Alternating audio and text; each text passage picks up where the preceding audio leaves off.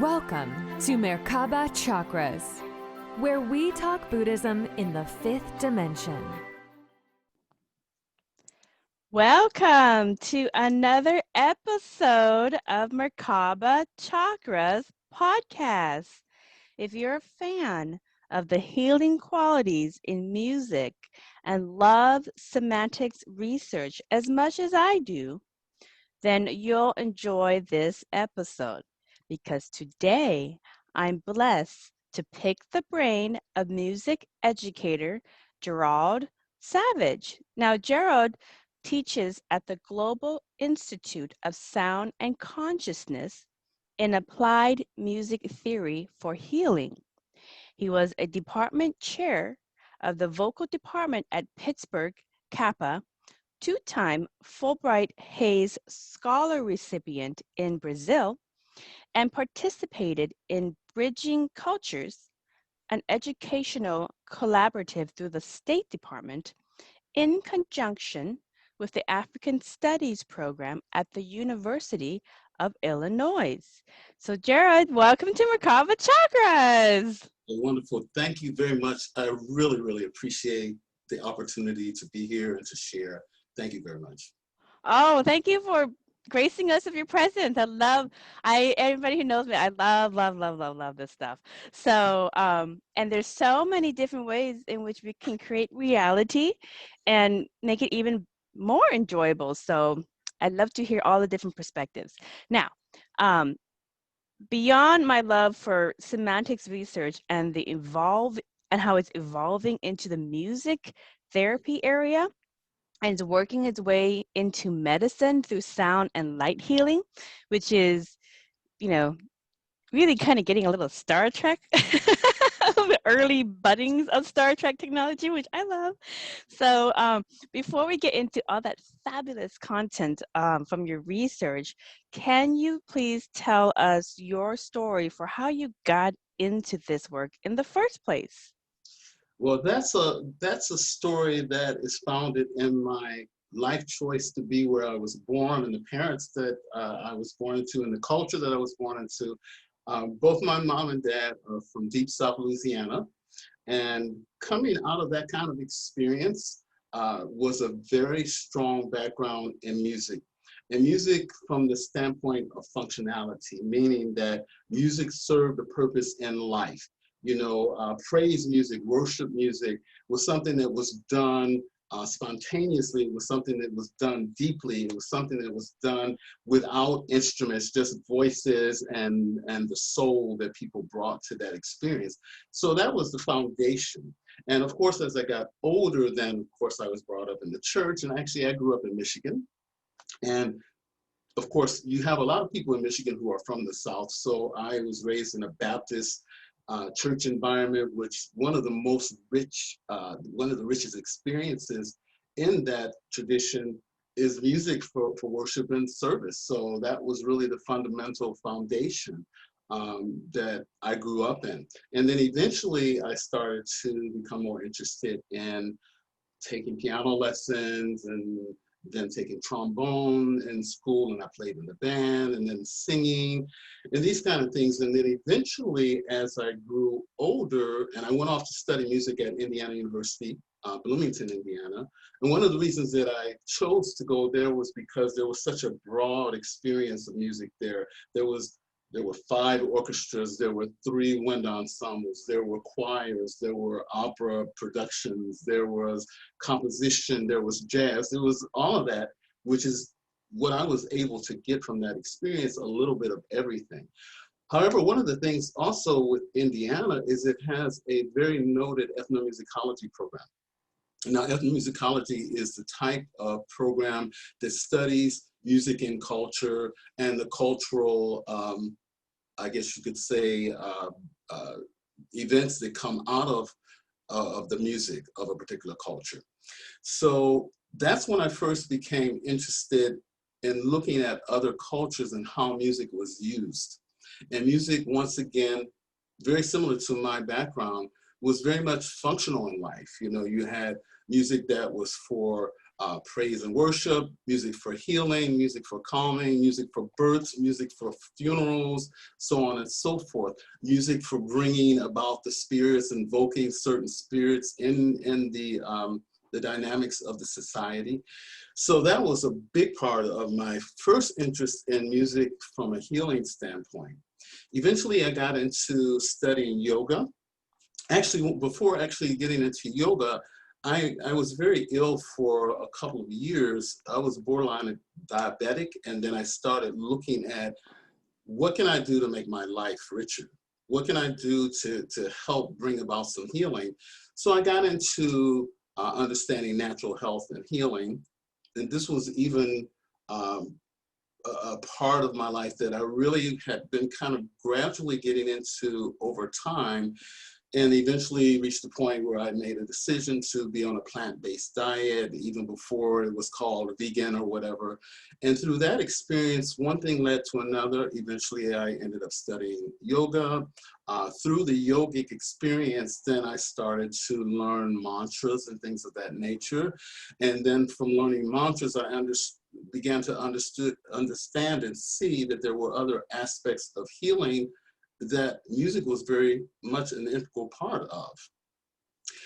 After a while, in fact, I was telling you earlier prior to the broadcast that I was working on my PhD at the University of Pittsburgh, which is where I live right now.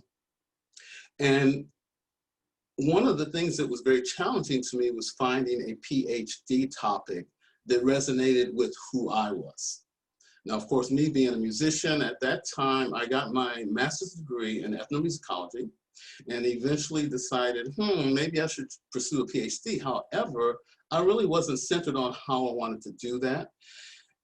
And I started delving more and more into researching how sound historically, geographically, and music had been incorporated in healing processes. And that's when I started to dig deeper into that. So I combined all of those elements of music, of education, of ethnomusicology, of yoga.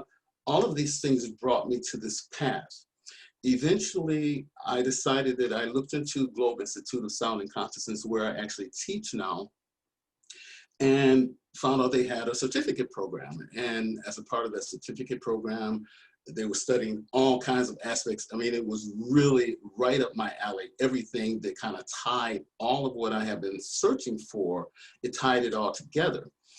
And after obtaining the certificate from Globe Institute, I brought, I believe, such a unique perspective in terms of music theory to the class that I was in, that David Gibson, who actually runs Globe Institute, asked me if I would like to teach a class. Well, yeah, I would love to do that. And this has taken me to another level because it's brought all of that experience from all of those different streams that I spoke about. And also, I keep learning, and that's another part of the educational component, is because through this work, you have to remain humble to understand that you're always scratching the surface. When you're talking about a universe of vibration and frequency and movement and so on and so forth, it's like, how in the world can you ever know it all? And so this is something that as I continue to grow in this practice and field, I find out, once again, I mean, how little I really know. But at the same time, I know what I know. So that's kind of given me, that gives you the background of all of these different experiences that brought me to this work that I do now. Yeah, and it's very fascinating work. When I went through the website and some of the stuff, I was like, okay, yeah, we're going to go back. We're going to go back. Eventually, this is the way I see it, because there's a lot of areas of semantics and harmonics research in Buddhism that have huge gaps of historical records lost, huge gaps. And so you get chunks of information that we understand. Like, we know people are frequencies and they are their energy field, their mandalas. We know that their energy fields get affected by different aspects of energy in what they feed themselves, etc. So we know certain things, but there are huge gaps that are missing. Like we know point A, we know point C, we don't know how to get to A to C. We don't know how to get to C to, you know, H. So and we always are keeping ourselves open to other traditions and other researchers in the metaphysics field, because maybe they will fill in some of those gaps so that we can finally see the full picture of how to get from one to another, and use that and apply it in our lives so that we can manifest and have the most smooth experience with all of the tools that we have available to us, which we are barely even tapping into those six senses. And cymatics and frequency is really kind of bridging us into Yes. that. Yes. So for the people who are not familiar with what cymatics is the study of sound and vibration, and it which discovered that matter changes depending on the frequency it radiates at. So Yeah. like if you look at sand plates and you put in a frequency or harmonics to it, you chant to it, same with singing bowls, Yes. it will pop up kind of like the image of a mandala or a unique energy signatures to that. But Yes. that's semantics. Now, with that, can you please explain to everyone how you use music and frequencies to change matter in somebody's body that may be experiencing some kind of unease, like with cancer or any kind of illness that they're working with? Yes, I will definitely do that. Let me build up on a couple of things you said. First of all, when we look at life, life is nothing but constant movement. At the end of the day, that's what life is. It's about motion. It's about energy. It's about movement. It's about frequency. It's about all of these things that are manifested in different ways. So we have movement through my voice, for instance. I'm moving air through my voice as I speak. I'm breathing to be able to produce that air to bring up. I'm using my hands in a certain way. I'm using my eyes in a certain way. All of these frequencies are coming through all the time. When I breathe, in fact, because we talk about the exchange of, the bad air and the good air when we breathe, but rarely do people see the movement of the breath as a sound event. When we breathe, we're creating sound throughout our whole system. So cymatics, at the end of the day, is music and sound made visible, is what it is. So that we hear, but it allows us to see the events that go on. It's just like with the I think the name of the book is Hidden Messages in Water by Emoto, where he took photographs of crystals as a result of speaking or certain words that were written on pieces of paper, whatever the case may be, but it was through, once again, the movement of sound. Now, here's the thing, another thing about the movement of sound that people typically don't think about, and that is the fact that our thoughts are an aspect of the movement of sound. We can speak with our mouths closed, and we can hold and most of us do hold conversations, probably more than what we should.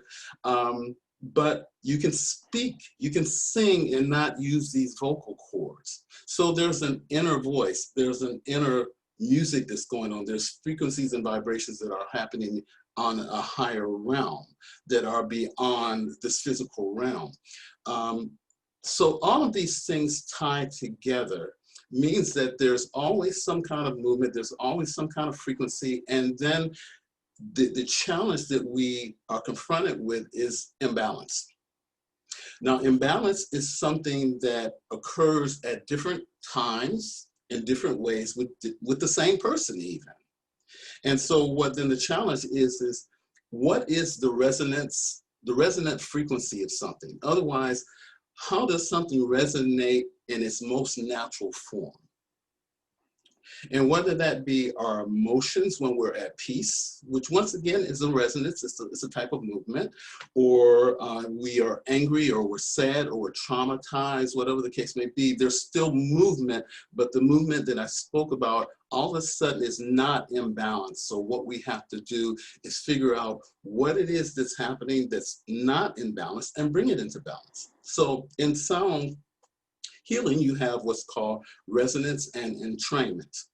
Resonance is, once again, that frequency at which something operates naturally. And then entrainment is taking something that is on balance and bringing it back into resonance by various means. Now, since everything is movement, music and sound is just one form of the movement. We have colors that have movement. You know, you look at a certain color and it vibrates at a certain frequency.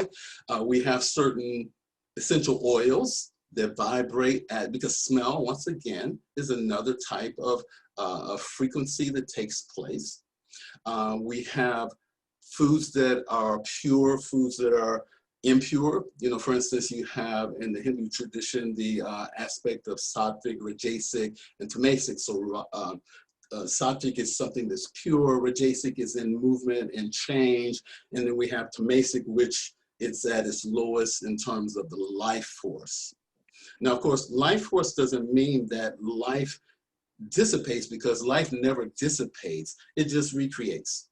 You know, that energy that's used is going to form itself and attach itself in a different realm. So that is the fundamentals of the philosophical fundamentals of how I approach work. There's a couple of other things, and that is that healing has different, it doesn't have one way of looking. You know, people, I remember, for instance, when I first got into sound and music healing, you know, it was the gongs and, you know, the crystal bowls, and people would chant Om, and then that was, you know, that was healing, you know, that was calming. And I remember my mom, God bless her, my mother was raised in the Southern church, as I indicated earlier, and then, so my mother would hear this calming music and she would say, oh my God, that sounds like funeral music. So you see, Yeah. you see that what's healing to one person is not healing to another person. Mm-hmm. And this is what I think we, you know, as we kind of try to codify what healing is in this society, whether it's with gongs and crystal bowls and tuning forks and chanting and so on and so forth, it may or may not apply to everybody. Mm-hmm. And this is why, and this is the fortunate thing about my work, is because I've had such a wide experience as an educator, as a performing artist, as a person who's into natural health and healing, as a person who is into music for healing purposes. It's wide, and therefore it has allowed me to be very open to realizing that one shoe does not fit all. It really doesn't. So the program that I work with is a program that's called Voice Bio. And Voice Bio takes the frequencies of your voice, distributes them in such a way that certain pitches on the piano, I'm just going to reach over and play the piano for a second. So we have what's called a chromatic scale. And each one of those corresponds to a different energy center. Mm-hmm. When you're doing the voice print is what I'm saying. Right. It also has a color correspondence. It also has music that can be played or sung, or frequencies that can be toned, or it can be certain pieces of music that you listen to. All of these things, or you can just listen to a pure generated, a tone generator with certain frequencies and get the same effect. Right. So, but the beautiful thing about the Voice Bio program and doing the assessment piece, and this is what's very, very important, because if you just simply have an anecdotal interview with someone and you say, okay, so what would you like to work on today? Oh, well, you know, I've been feeling very stressed, you know, okay. Oh, and I've been kind of depressed. So I just need an uplift, you know, whatever it may be. Right. And then, you know, the person will say, okay, well, let's try this. Now, here's the other element of healing, is that the tools are not the most important thing. Not all tools are going to be used successfully with everybody. Mm-hmm. Here's a quick story. A friend of mine went to a gong bath. Found it to be very stressful. Had a lot of anxiety. And was almost feeling guilty because she felt as though, wow, why wasn't I getting this? And I said, that's because that wasn't for you. So this is where the assessment piece is so important. Now, assessment in terms of the software program I use is one thing. However, it's also important to look at different aspects of the individual in terms of their history, whatever traumas people might have experienced. That's very, very important, because sometimes what you do can be harmful to a person, you know, as opposed to helping that person to bring about balance. So I'm giving all of this background to understand philosophically where I'm coming from, and also to understand how to be careful about the tools and not simply randomly use what you're used to. And that's what I mean by the tools are not the most important thing, because if a person has crystal balls and that's what they're used to, and then, you know, the ego says, oh, wow, well, crystal balls are it. You know, this is the thing that anybody can do. You know, I just do crystal balls, or I do tuning forks. Oh, everybody, this is what I do, you know. So one has to step outside of what one is used to, what one likes to do, what one is comfortable doing, and do what is best for the person that you're working with. And that's where the assessment tool is so important. Right, right. So let me ask you a question. Let's say you have a client that comes to you and says, I'm going through chemotherapy for cancer right now. Like what is the process for assessing them? And then can you give us an example of what music you created for that person to help in their healing through chemo and a quick recovery? Okay, so first of all, I always say, and I have it on my website, I'm not a physician. Right, right. So, you know, This is exploratory. I'm going to heal cancer or anything like that. However, what the voice print will show very clearly is it will show whatever imbalances there are, without a shadow of a doubt. And I'm talking unbelievably accurate. I will share, for instance, a person that I did an assessment on who had cancer of the kidneys, was actually recuperating from cancer of the kidneys. And when I saw this person's voice print, the first thing I said, what's going on with your kidneys? And she looked at me and said, how in the world did you know that? Because it was very clear on the voice print that there was a lot of aggravation, inflammation in her kidney areas. Right. And we don't have a screenshot of what an example of a voice print will look like. Can you, I'm not sure if you have one on hand, but can you describe what they typically look like when you get an assessment done? You know, let me look here. Just one second. I'm gonna okay. get the notebook. Okay, so you found what one of these look like? Okay, so this gives you examples of two different voice prints. And you will notice that each one of the voice prints has a different color bar for each one of the pitches. I don't know if I hold it up very closely, if you can see the letters of what we call the chromatic scale, C, C sharp, D, D sharp, and so on and so forth.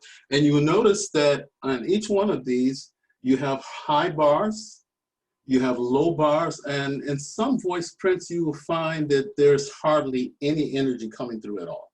Right, I see the C dash or C pound symbol. Yeah, that's C sharp. Or C sharp, okay. Yeah, so, and this is, by the way, another thing I want to say is it helps to know a little bit about music and working with this program, because you have to understand, for instance, if you're choosing classical music or something like that, you need to know that C sharp is the same as D flat. You need to know G sharp is the same as A flat. These are things, so when you're selecting music or you're selecting frequencies, you need to know that. Is this something that you would tell, like I'm assuming that most of your clients that come to you are not very fluent in music. So this is something that you kind of tell them what their prescription, their sound prescription is? Yeah, so basically each one of these represents a different pattern. So if a tone is very low, I think you can pretty much figure it out. That means a lot of very little energy is coming out of that particular frequency. Okay, so if it's corresponding to the kidneys, you would see that for the kidneys, usually they're pretty equal. In some cases, one, depending on, some people have a kidney missing or might have an infection in one kidney, but not the other. So then you would know that would be a frequency that needs to be built up. However, you have to look at the entire voice print to understand that you can't work with everything at once. It's impossible to address everything. However, what you can do is I typically go for the 2 lowest frequencies. And those are the ones that we begin to build up with. Now, those frequencies also, in addition, that they correspond, in addition to organ or organ systems or certain parts of the body, also there's an emotion that goes along with it. That usually, so if a person is too hard on themselves, very impatient, critical of others, wants to get back at others before themselves, before they get them.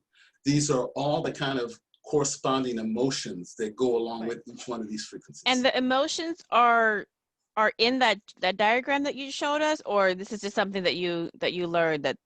This is, you learn this as a part of the system. Okay, so if some, go ahead, I'm sorry. So if somebody's voice print, when they do the voice print test with you, comes out and shows this chart where they're low on some aspects of the sound, that is related to this characteristic in the way they're behaving in life. Okay. That's and exactly. So is that characteristic that they are behaving in life one of the causes that is affecting that organ in their body? So I'm going to give you an example. Oh, it is. Okay, so let me give you an example just for people who may be lost in this conversation. So when they do a print, let's say their kidneys or is low in energy, according to the voice signature.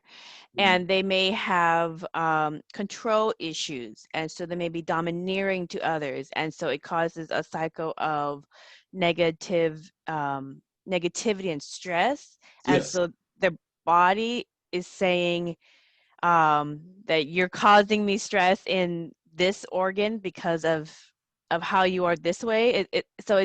Is that kind of, yes, that's what kind you're of getting it. at? But here's the really, really interesting thing. A lot of the emotions are the result of trying to fill in that frequency. Oh, really? Explain that further. Give me an example, because this is what people want to know. So emotions, as you know, have frequencies. Yes. You know, just like I said, everything in life is movement. And movement, I like to use the word movement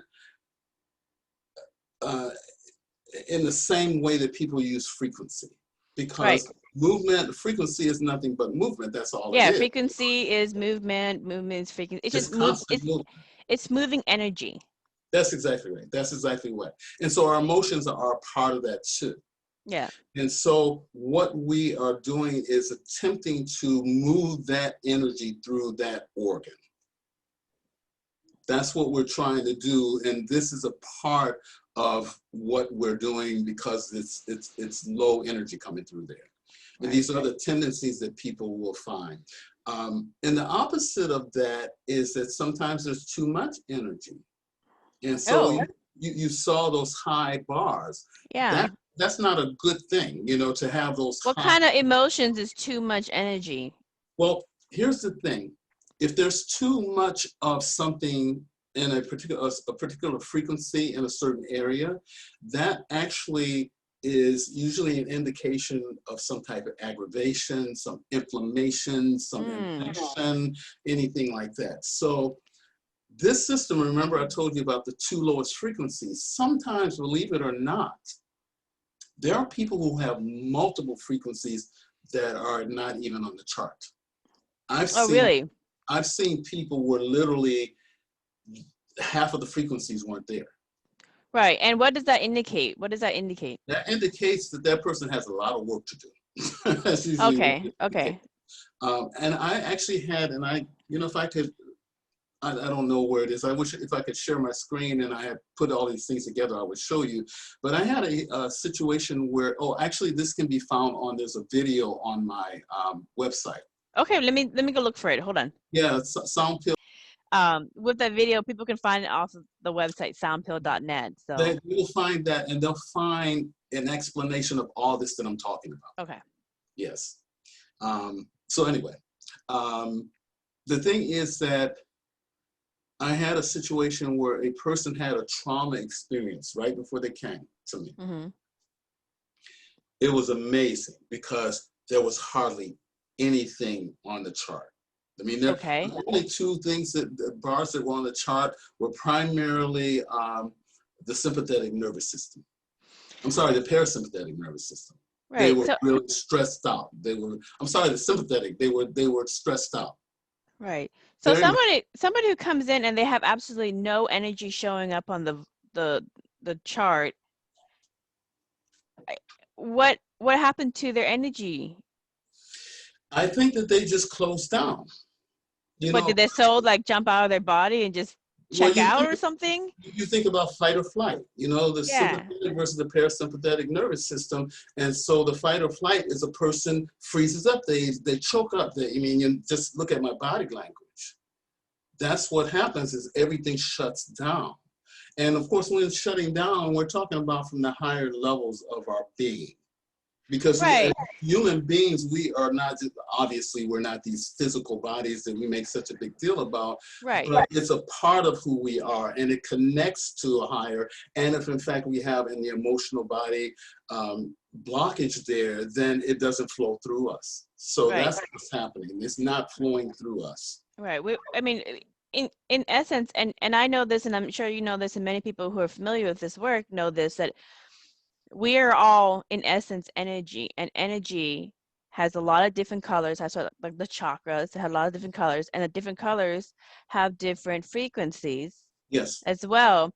And actually, I put this in my book, Buddhist Modalities, as well. But basically, we, just like you have in your work, all sound is basically a three-dimensional bubble. Right. So we are all a three-dimensional bubble, and as you go through the layers, you go through the layers of the colors of the chakra, and each layer has its own frequency, and so it's this nice harmonic vibration of energy flowing in this nice bubble, and that's what we really are. But lifetime after lifetime, or experience after experience, we may change our persona, we may change our storyline, etc., for whatever intensive purposes we are doing for this experience. But overall, what we are is our energy. Yes. Energy signature. Now, that energy signature is going to go out of sync. It's going to ebb and flow.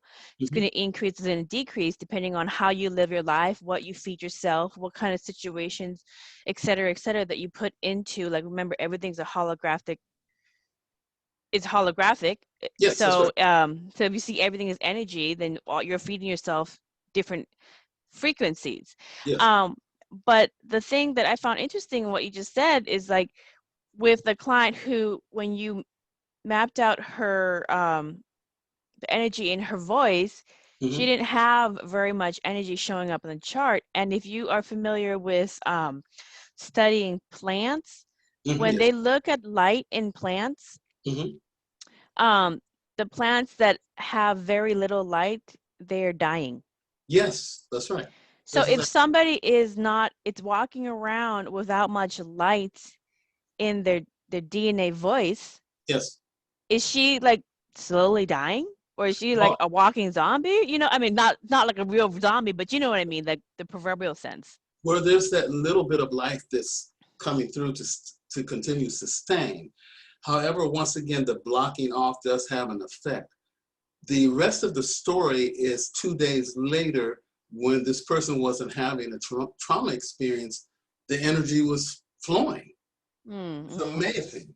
So this is what I said earlier. This is what I meant when I said earlier, even within one individual, the same individual, the needs that we have as individuals is constantly changing.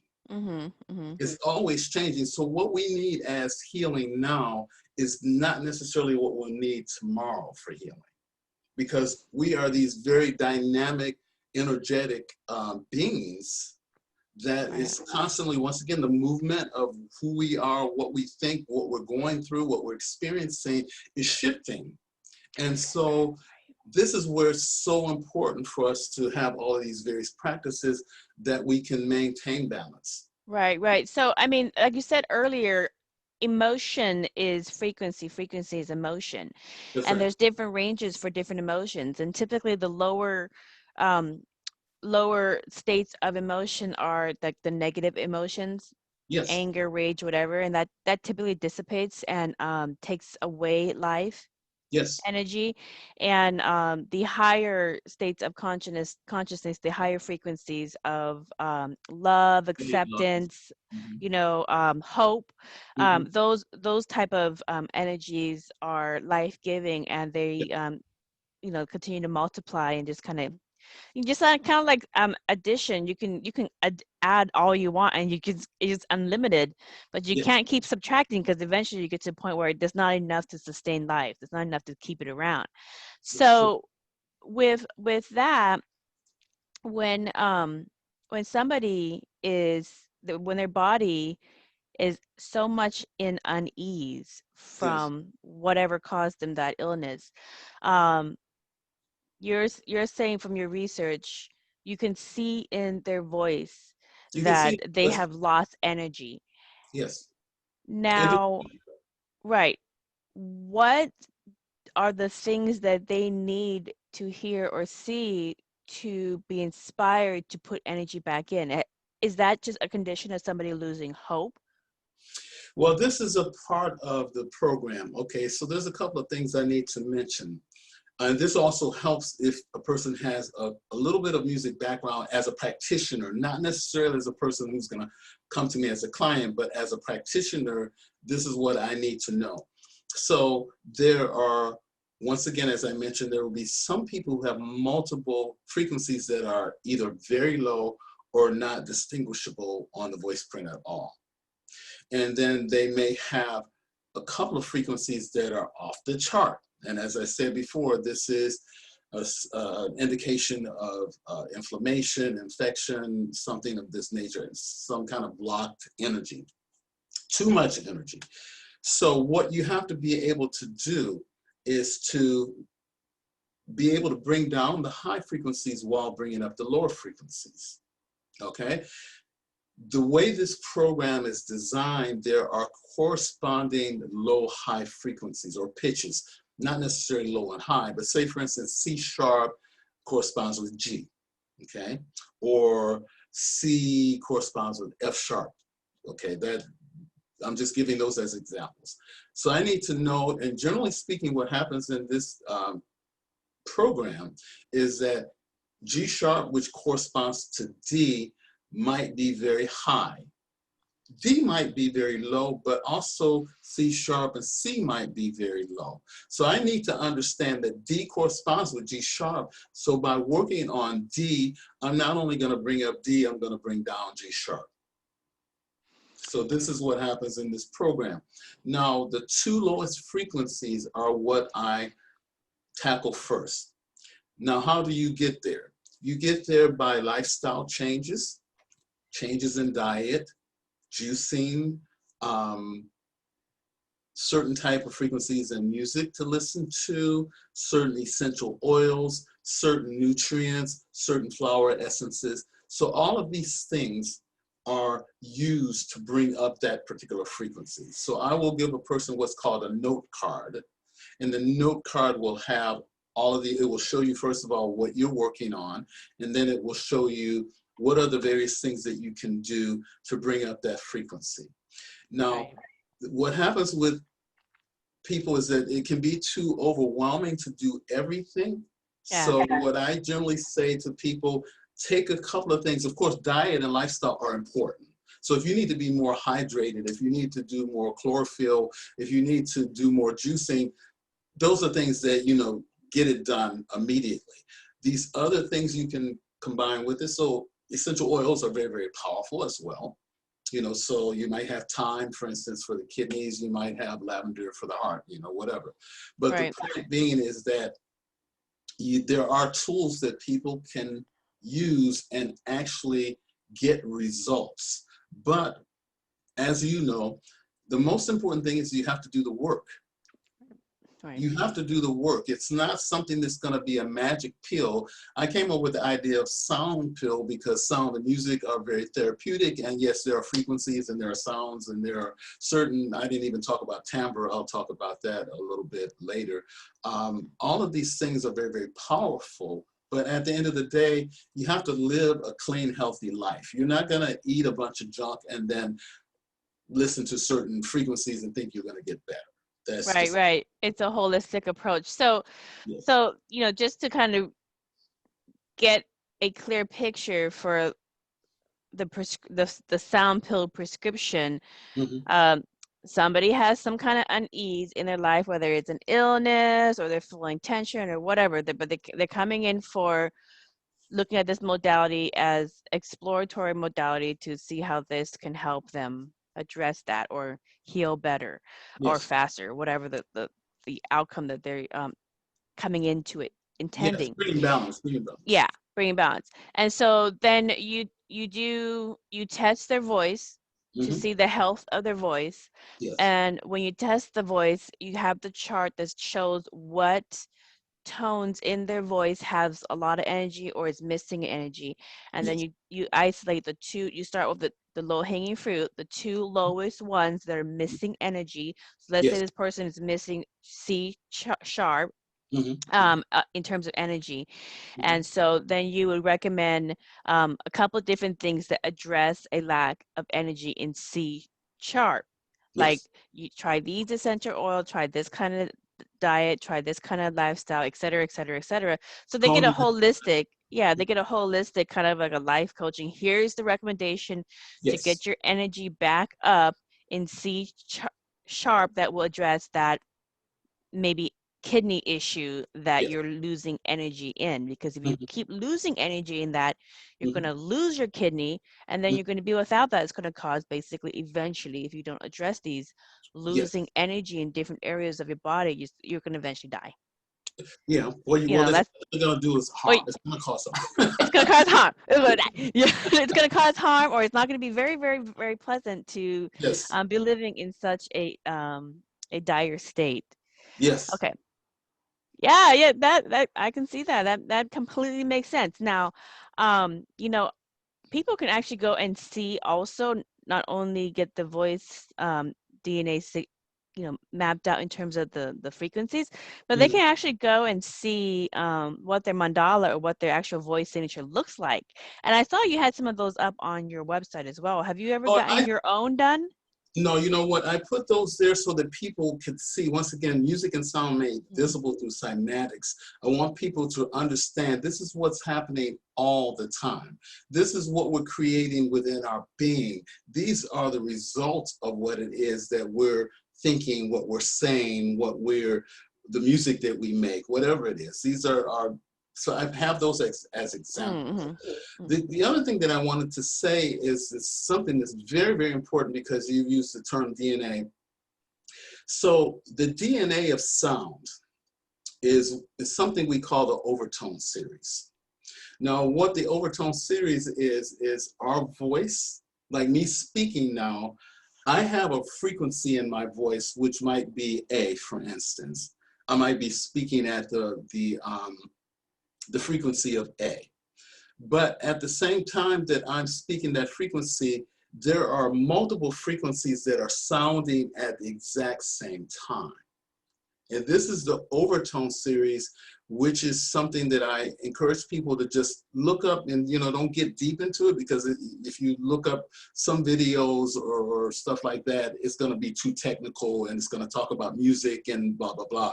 But what I want everyone to understand is that DNA of sound, the overtone series, is very, very powerful for extracting these frequencies from the voice, and also for everything from timbre. Timbre is the tone quality of a sound.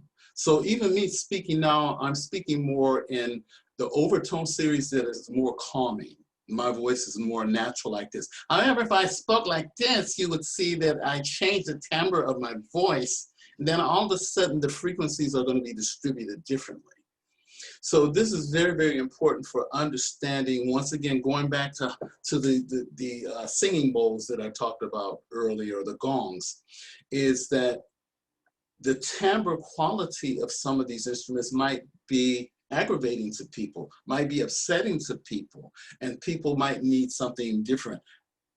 In turn, there may be people who, for instance, have had trouble in their childhood with, you know, the absence of a mother. And guess what? Rap music then actually becomes a way of filling in that lost mother's heartbeat. Really? Yes. So this Why? is Why is that? Why is that? Why rap music for somebody who has mama issues? because it's the energy that's coming. Think about rap music is it has a lot of energy that's coming through. Yeah, that's true. Yeah. And so people sometimes are missing that energy, and they need that to get them going. And that's why I have a strong basic philosophy that the music and sound without borders, and not to be judgmental, because it's very, very important to understand, going back to what I said earlier, everybody's going to need something different. Everybody needs a different beat. Some people don't need a beat at all. Some people need to have an experience that's very calming. They need instruments that are very calming. And the Overtone series is the thing that's going to help people to determine what are the type of sounds and instruments that are going to be calming, as opposed to what's going to break up energy, what's going to get energy charged. So these are things that, once again, correspond to what we're looking at, if there's an absence of energy, low energy, or excess energy. And of course, the middle ground is that there's energy that's resonating across the board, which is very rare. Well, let me ask you something, okay? Because I'm getting hung up on the rap music and the mom. All right, so let me ask something. Okay. So rap music came from Black America. Uh-huh. All right. Demographically speaking, if you look at any statistic, much of inner city Black America, majority of the time, as compared to other demographics, was raised by single moms. That's becoming, unfortunately, common. Is there a connection between the rap music and that? Because you were saying a little bit a while ago that rap music helps address people who I think are missing mother figures. I think that it can be mother figures, and it can be depression. You know, it can be hopelessness, you know, and also rap music often gives a voice to people who feel voiceless. And if you think about what happens with rap music, oftentimes it's articulated in a way that allows one to have some sense of control and power that might be missing. And all I'm saying is that I'm using this as an example to understand that people need different things. And this is what's, I believe, needed in the area of sound healing, is to understand that people have different needs. Right. Just simply because you have certain tools that have become like the standard kind of tools that people use, it doesn't mean that those tools, there's something wrong with those tools, but they need to be used in the right way. I'll give you an example of, I cite this example a lot. I spoke at the International Sound Healing Conference in San Francisco a few years ago. And I set up a table, and a woman came and got her voice print done. Before she came to me, she went to get a crystal bowl for one of the vendors there, and it was a G crystal bowl. And after she did her voice print, lo and behold, her highest frequency was G. It was off the chart. So she's out of balance? Well, G was the last thing that she needed. Oh, But that was the thing that she was most familiar with, you see? So that was familiar, so that's what she got. And then when I showed and went over her voice print with her, I said, well, look, you know, this G is the last thing you need, because this is off the charts. And if you go home and tone this G, you're just making aggravation, you're aggravating something that's already not in a good place. And so in her case, it happened to be D as in dog, her lowest frequency. And I said, you know what, you should go and exchange that G Exchange for it an for a A. D. Now, Yeah. what was the missing energy in the D frequency for her? What was that connected to? What emotion or Well, issue connected that to? was definitely D is the left kidney. Oh, Which, by okay. the way, here's the thing about the chakras that this system showed me, which initially blew me away. And it's really hard for some people to grasp this, is that there are frequencies that are distributed throughout the body in different places. So a D might not necessarily just be in the kidney area, it may be in the shoulder area also that corresponds. So as opposed to the clean thing that we're used to with the chakra system, the Vedic, usually I guess, it comes out of the Vedic tradition, is, C is the root chakra and D is, Right. and then you have E in the solar plexus area and F or F sharp in the heart, blah, blah, blah. However, with this system, that's not the way it works. It doesn't work. It can correspond to some of those areas, but it's distributed in different areas. That one frequency might not just be in one area. So Right. I think about there's a frequency that corresponds to the lungs and the knees and the reproductive areas, and it's all the same frequency. Right, So, right. If you, I'm imagining like, because we are all like one energy bubble, and yes, there's energy flowing inside of the bubble in kind of like the yin yang way. yeah. So it's flowing So everywhere. it's flowing everywhere. And when you think of frequency, like each of the chakras are different layers of the energy flowing inside our energy bubble, our aura field. They could be different frequencies. And if you think about it in those terms, let's say you put a body on that frequency, the kidney might be in this spot, the heart might be in this spot. I'm just picking random organs, just Yes, I understand. scenario. But you have certain different organs in the body.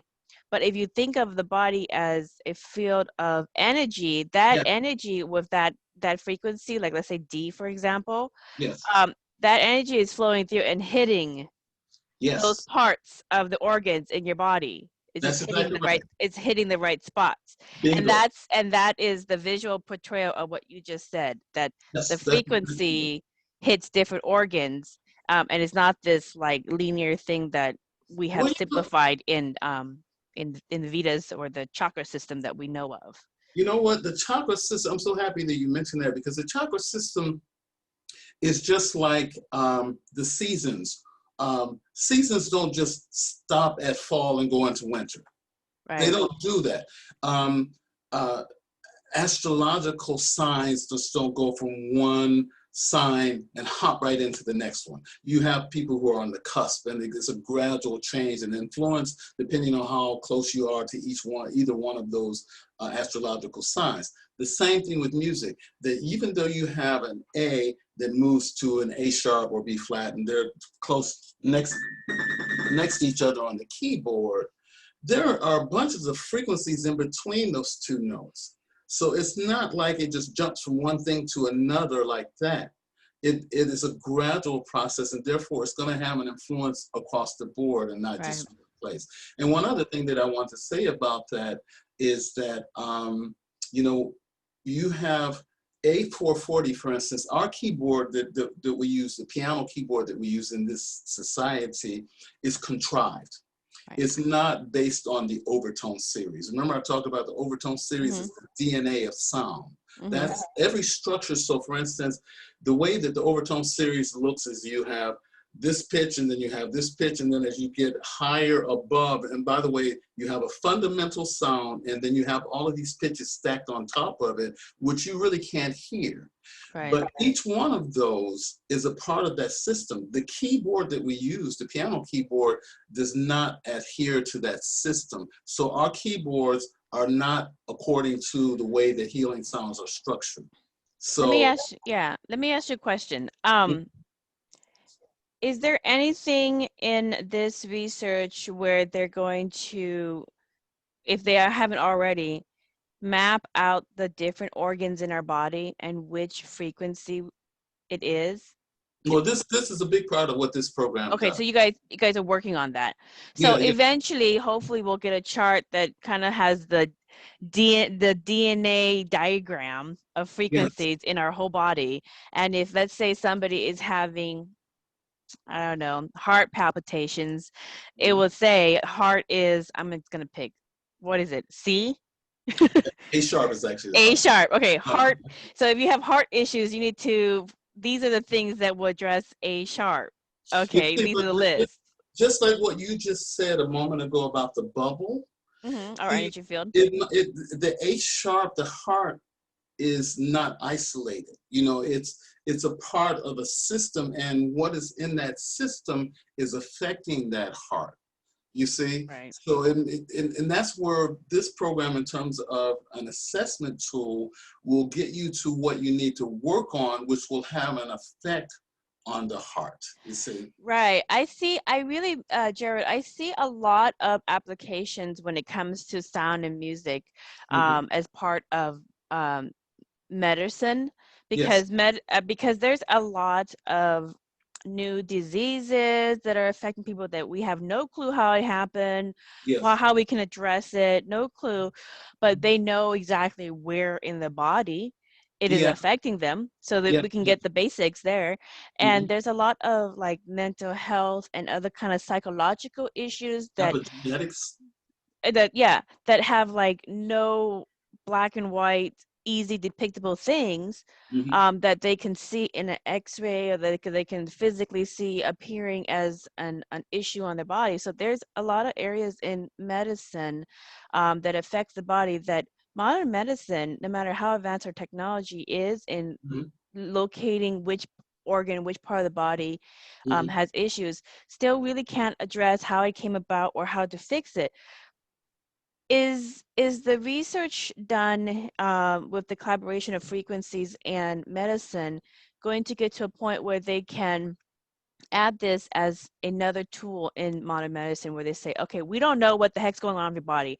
Do a Yes. DNA voice signature. We can at least isolate what energy in your chart is missing. So even if we don't know anything that's going on with your body, or how you got this, how to cure it, we can Yeah. at least tell you, here, you're missing these specific aspects of your healthy voice. So here's the printout, here's the therapy. We'll put you Just- in a dietitian. We'll assign you a dietitian. We'll assign you a fitness trainer. We'll assign you Mhm. these vitamins that you're missing. We'll assign you Yeah. x x x x x x. Yes. This Yes. is all that we could do for you, because we don't know what the heck's going on with your body. Well, Is that going to be where medicine's going to eventually go I, to? I strongly believe that, because what happens is you look I at know people like this who have no clue what the heck's going on in the body. They spend thousands, tens of thousands. and there's so much else to go that goes with it. Like we're talking about emotions, which of course is a frequency, and then now what they're finding out is this whole new area of family inherited trauma, so that we in our Mm. DNA are now carrying something from a few generations before us. And that this is what we are bringing to this table, that we don't even know. I have another question. Now you're bringing up, you're going into like the concepts of reincarnation. Oh, yeah, yeah, absolutely. Okay, because now sound music medicine research, Hmm. whatever the new word, this, I'm sure there's going to be some kind of like scholarly word for the whole thing. Somebody has to package it. Somebody has to brand it so that people can understand it. But anyways, that's for the marketeers. But in that aspect of people having family trauma from different generations in their family, or even possibly different incarnations in past lives like they had. Yes, In Buddhism, we say there's a huge thing in reincarnation, yes, and aspects that go into your reincarnation, yes. and aspects that go into unbalanced energy that you carry from one lifetime to another lifetime. Yes, yes. And that research is just barely starting, because there's a lot of taboo with Okay. spirituality and religion with that, but Yes. it keeps coming up, and is coming up in this research that as well, that regardless what happens in your lifetime, whether you address the issue or not, if it's not addressed, you carry on that trauma in your energy field. And so Yes. if you're born, so like for instance, this goes in the concept of reincarnation, where let's say somebody was burned at the stake as a witch. Right. Okay. Mhm. And I've had this in hypnosis clients too. And some other hypnosis practitioners as well have had this, where let's say somebody's burned in the stake. The Mhm. trauma of being burned at the stake was so traumatic because it doesn't happen like a fire stick. It's a slow burn. It could take Right. half a Right. day to burn somebody, and oh, Yes. that's traumatizing. But that trauma is imprinted in the psyche of the person's Yes. energy field, in their chakras, in their Yeah. energy field bubble. Yeah. And then that person gets reincarnated, Mhm. does another round at the wheel of dharma and samsara, and they get born again Yes. into another life. Mhm. They maybe have memory of that, or it comes up in hypnosis that have memory of that, Yes. but they are definitely afraid of fires or anything that kind of triggers. Things come up Mhm. in their life that trigger an event that they don't know about. Yes. And then when they do like hypnosis or do different things that kind of address their energy field and address their psyche, it Yes. keeps pointing back that they had some kind of traumatic event that burned that part of the body, even though it's not there. But Right. but But the for some memory. reason they're feeling that part of the body had major Yes. burns, but they can't find anything on x-rays, they can't find anything on the person's counseling records because they never were in a fire, but for some reason Yes. that part of the body continues to feel the burn. But when they do hypnosis, they found out that they were burned at a fire as Yes. during the witch trials or whatever the situation is, that it was that part of the body. So you have Yes. those weird cases that keep coming up Yes. in this type of work. And you're saying in this work as well, the energy field and the chakras of people also are imprinting memory that has Absolutely. Yes. not been resolved. Absolutely. You know, I don't That's know. why they can't see it in medicine always. Yeah, I don't know if you've ever read the books, two very powerful books for me. And it's by the same author, A Journey of Souls and Destiny of Souls. I don't Yes, know. I have. Yes, yes, yes. Okay, those two, those books really helped me a lot. They really, really helped me a lot. And I know that he speaks of that couple because they're all case studies of people that he interviewed under hypnosis. And yes, people would have certain kind of ailments or pains that were the result of what they had brought from a previous life into this life.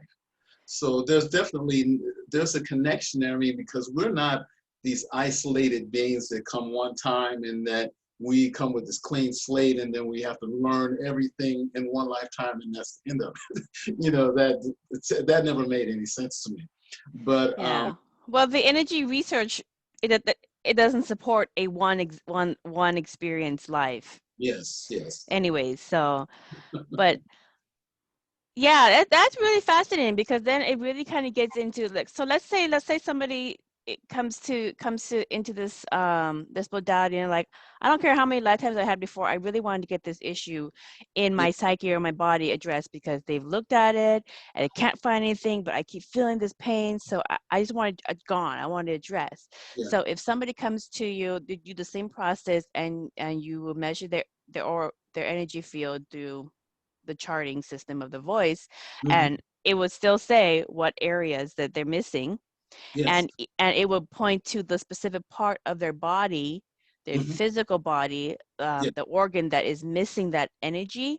The energy um, through, yes. yeah, so even if they don't have an x-ray that shows physical evidence Hmm.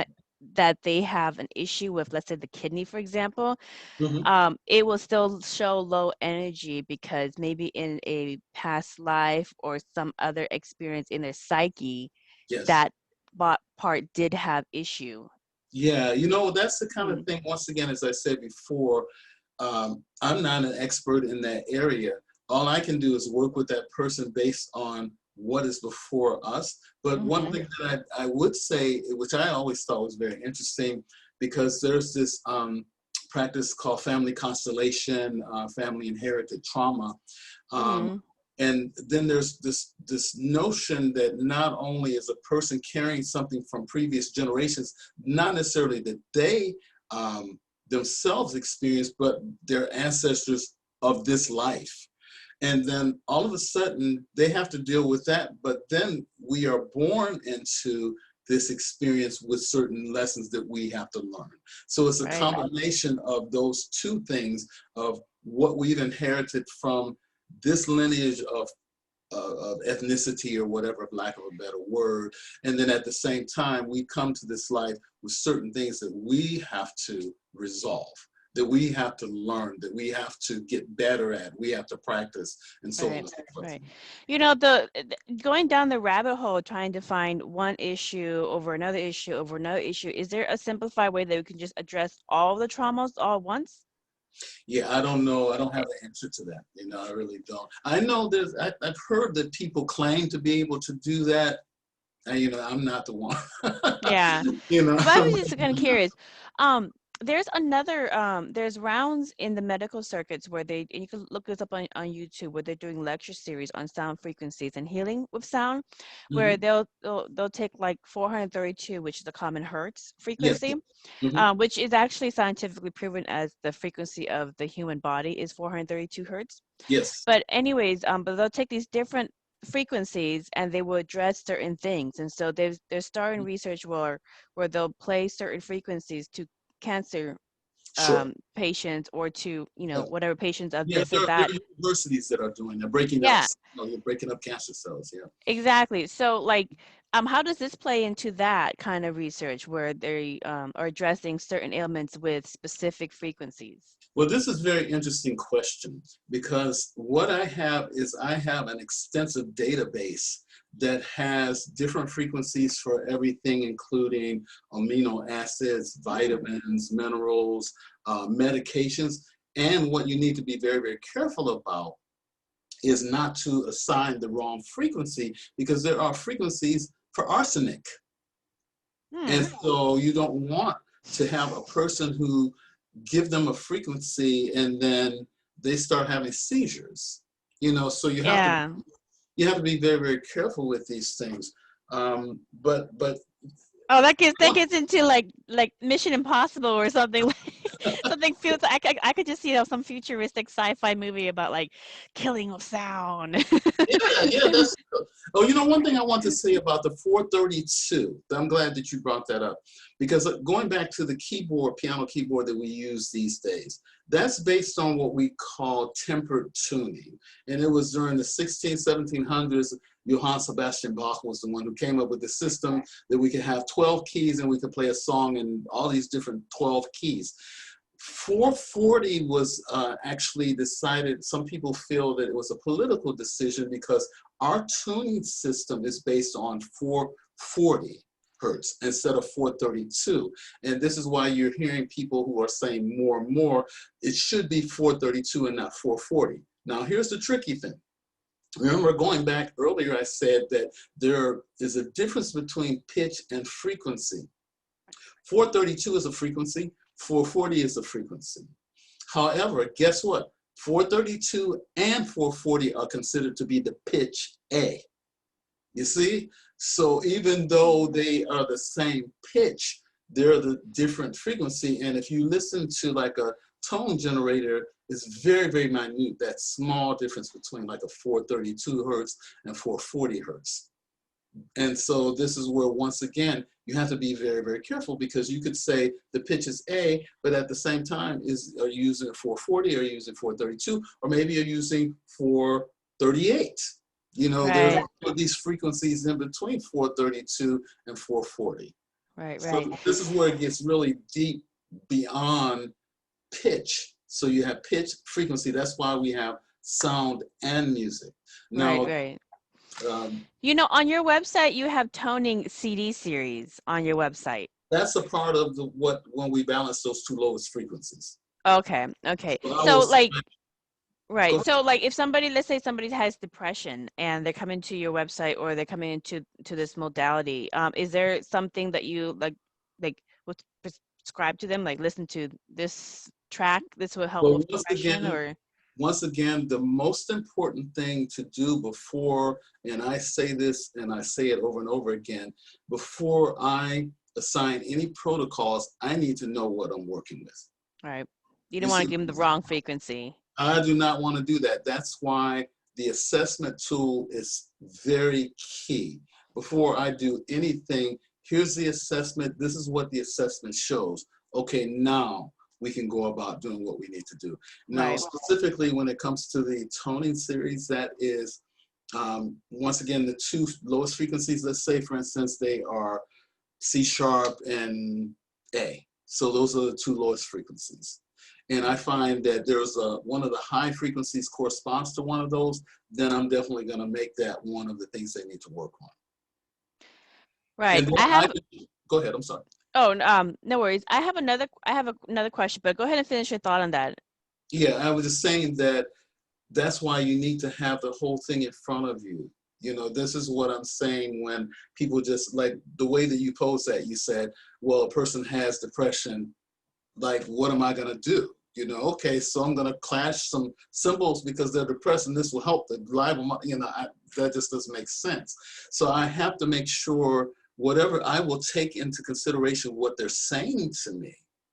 And oftentimes, miraculously, I can tell what frequencies are gonna be low with them before I even do it.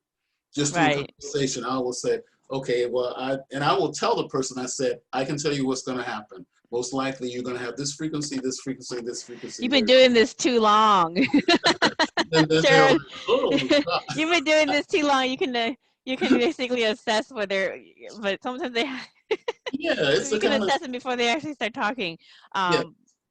But you know, the thing is that I started thinking about this, and I started thinking about applications for education. Uh-huh. Okay. What's the probability of music education in schools incorporating sound frequencies, healing, and medicine Oh, yes, into absolutely. our curriculum in the now or in the near future, where students can learn music and they can learn music medicine? Yes, yes, absolutely. And in fact, Globe Institute actually has a research center, and they've been doing this kind of thing with What's schools.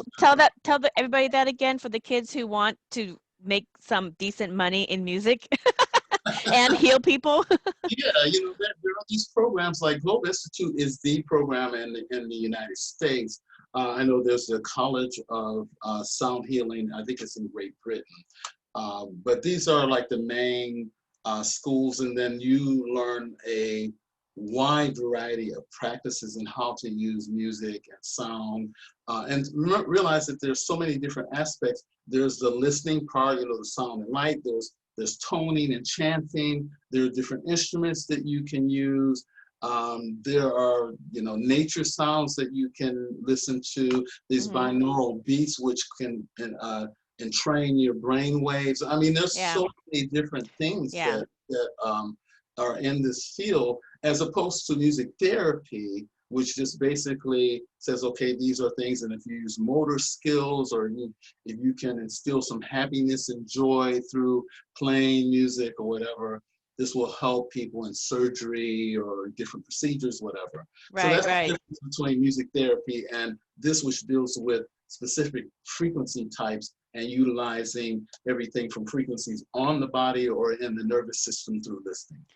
Right, right. I just think like I know when I was growing up, like acupuncture, you know, being a dietitian or a fitness trainer, those are kind of like, you know, medicine didn't really cover that. Your HSA or insurance didn't cover that because they didn't really recognize it. But there was Right. a big initiative with many doctors, many Eastern doctors that were making it, no, this is very important. Good diet, good Yeah. fitness training, physical therapy, acupuncture, and now it's accepted. Yes. And I think this will also, as we learn and get more information to choke the medical system about it, that Yeah. it will probably incorporate into that. So if anybody is into music, but they also want to get into medicine, Yes. this light and sound therapy will probably likely be an aspect of our current medical practice I think so. very, very soon. And if you Mhm. want to get into learning and being in the pioneers of that kind of Yes. research, the Mhm. Global Institute of Sound and Consciousness in Applied Music Theory for Healing. You guys need a shorter name for your school. Okay, that's a long. People usually just call it Globe Institute, and Yeah, the Globe Institute. Globe Institute of Sound and Consciousness and Applied Music Theory for Healing. Whew, that is and by the way, that's just the class that I teach is just one of the many classes that are taught. So there's sacred geometry, there's all kinds of, there's how to utilize tuning forks in a very healing type way. I mean, there are all kinds of classes, Right. And But sacred geometry is learning about the structure of your own energy field. Yes. So, yes. And how that's reflected in nature and how that's reflected in architecture, all of these things. Yeah. Exactly. Now, let me ask you, I have like 2 more questions and before we close up. 'Cause I'm really getting into this. I love this stuff. I'm allowed to geek out. My husband's a musician, so I'm allowed to geek really? out. What does he play? He plays bass. He plays Oh. keyboards. Yeah. And he actually, will map out the music for the different songs. He's an 80s cover band, so he'll map out the music because many of the covers bands do not print out their music sheet. Okay, so he arranges. Yeah, so he would listen and map out. But anyway, so I'm used to it.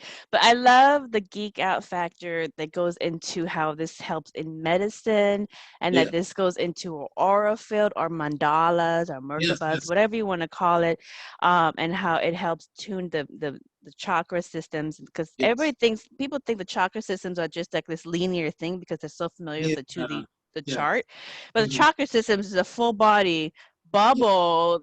It's an egg. It's like an egg. It's like an egg, yeah. And the energy field of the chakras move around. So it's like we were talking earlier. Now, what I wanted to know is, how can people use this to get into the high gamma brainwave frequencies so they can connect to their higher selves and kind of connect to much healthier states of existence? There are some really, and this is where the technology is really wonderful, that, it was actually pioneered originally by the Monroe Institute, and you might have heard of the Gateway Experience, and Robert Monroe was his name, and he came up with this practice that we now know as binaural beats. And binaural beats are basically done with headphones on, in which 2 frequencies that are slightly different are sounded in each one of the ears. Now, what results is what's called hemispheric synchronization, where we synchronize the brain, the left and the right brain. And depending on how close those pitches are apart from one another, they will create a third pitch. That's what binaural beats is. You have 2 very close frequencies that then create a third frequency. That third frequency is what entrains the brain to the various brainwave states. And that's done. People like Tom Kenyon, people can look him up. Tom Kenyon has done some wonderful CDs that people can use for entraining different brainwave states. In fact, the sound light machines also are very much a part of that, because there's another element, because they stimulate the light from the optic nerves in your eyes, along with sounds that correspond to those lights. Of course, a person who is, in fact, has tendencies to have seizures should not use anything like that at all. Right. That could be, once again, this goes back to what I was saying earlier, you'll cause harm if you're trying to play around with things that are not for everybody. Right. So that's basically, the binaural beats are the ones that are really very, very powerful. There's all kinds of programs out there. Not all are as good as those that I've mentioned. So there are sound light machines, like the Proteus is one of them, the Photononics, I think. Well, most of the modern medicine and modern technology is incorporating sound and light into it, because that's what people are. People are basically embodiment of light. That's exactly right. That's all we are, is we're just That's exactly right. walking beams of light. So I People wanted really to. got to get over like seeing each other for the exterior, because it's not, Fashion, this is a fake mask. This is a yeah, fake mask. it's called Photosonics is one of the companies. Sonics, yeah. I didn't want to just throw it out there and not give people the right information. Yeah, but you're absolutely right, because at the end of the day, that's what it is. We are light beings. We're And light then beings, everyone. Get what's over your sim. I always say, get over your sims. that? Get over your sims and your storylines, because you are energy and you are light. And here's even more research, because our medicine that is leveling up is going further into sound light frequencies. That's exactly. So while a lot of people are now kind of processing anger, trying to Mhm. let go of old traumas and Yeah. forgive or let go, whatever way that they want to deal with it. How Mhm. can they use these frequencies, or what frequencies or music can they use to help them let go of anger and, forgive old trauma, so it doesn't hold them down for the rest of their life? Yeah, I think that, that goes beyond sound and music, because the most important thing that people need to do is remember, once again, everything is movement, everything is frequency. And what people need to do at all costs, they have to do what is necessary to be happy. People must learn to be happy. And I mean, they have to hold on to that, because that vibration is so powerful and so strong that it overrides all of these other things. Now, this gets into everything that we've talked about. This is a good question, because it's listening to the music that makes you happy. It's being around the people that make you happy. It's being in nature and going for walks. It's hugging a tree. It's eating well. It's eating foods that are going to be a higher vibration, because a lot of times even people's diet, they're eating dead stuff. They're eating things that aggravate them, that they don't even realize the impact that has on their state of being. So just like what you said in terms of light, we are mainly 75% approximately water. So we should eat things that are plentiful in water. We need to eat things that are prepared with loving hands. We need to be kind to ourselves and one another. And as I said before, beyond the music, beyond the sounds and everything, that people have to be happy at all costs. Make it the most important thing that you do every day. Right. That's the most important thing that we can do. Right. I definitely agree. I mean, I term happiness Mhm. as the expression of living out hope. Okay, interesting. So, because somebody who doesn't have hope is a very dangerous person. Yeah, mainly to themselves. Oh yeah, definitely to themselves, because most people take it out on themselves first before they take it out on everybody else. Right. But yeah, that comes down to the pursuit of happiness. How do you want to experience the Dharma? How do you want to experience your reality? And there's so many different ways in which we could do it. Jared, I think this has been a fascinating interview. It definitely hits a lot of lights in my aura field. Good. But Me too. It's wonderful. Oh my God, this has been great. it's always fun. But I'm really looking forward to the advancements in medicine as they start bringing in more of the light therapy, more of the sound therapy, and the healing frequencies into modern medicine as part of our, not only healing of unease in our body and our psyche, but also in preventing unease in our Yeah, body and our psyche that's as well, which is a big part that we're working towards getting to. So, thank you so much for the gift of your presence. Oh, thank you for having me. And Oh, remember, you. soundpill.net, people can find more information, and there's also a contact sheet that they can fill out to get in touch with me. Yeah, so everybody, that's soundpill, PILL.net. And that's where you can Yeah. get all of Jared's offerings, and you can watch all his his material there as well. And for those youngsters out there who are looking for ways to make a good income and lifestyle of doing what you love in music, but also you're interested in medicine, you don't have to choose between medicine and music anymore. So it's merging. That's the truth. And so, you know, I know a lot of people are like, I really want to go into music, I want to go into art, but I don't want to be struggling. Well, we're in the fifth dimension. You don't have to struggle. It's merging because it's all coming around. That's true. Thank you for saying that, because that's the truth. That is the truth. So thank you kindly, podcast listeners, for listening to another enlightening conversation. And thank you, Gerald, for this fascinating interview as well. So until next time, blessings. Blessings.